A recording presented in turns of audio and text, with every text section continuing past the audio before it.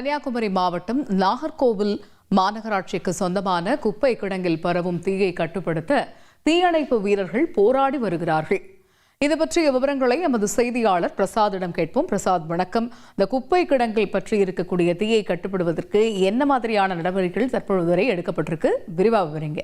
கன்னியாகுமரி மாவட்டம் நாகர்கோவில் மாநகராட்சிக்கு சொந்தமான குப்பை கிடங்கு வலம்புரி நிலையில் அமைந்துள்ளது.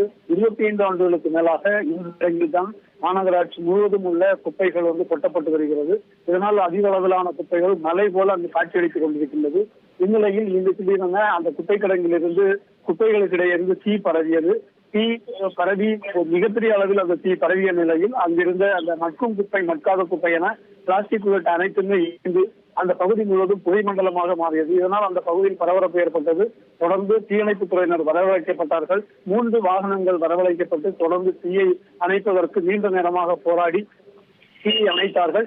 இருந்தாலும் தொடர்ந்து அந்த தீ எரிந்து கொண்டிருப்பதால் அந்த தீ அணைக்கின்ற முயற்சியும் தொடர்ந்து நடைபெற்று வருகிறது. இந்த குப்பை கிடங்கில் அடிக்கடி இது போன்ற தீ எரிந்து பரவுகின்ற சூழலில் இது உடனடியாக இந்த பகுதியில் இதற்கு நிரந்தர தேர்வு ஏற்படுத்த வேண்டும் என்கிற எதிர்பார்ப்பு பொதுமக்களிடையே காணப்படுகிறது.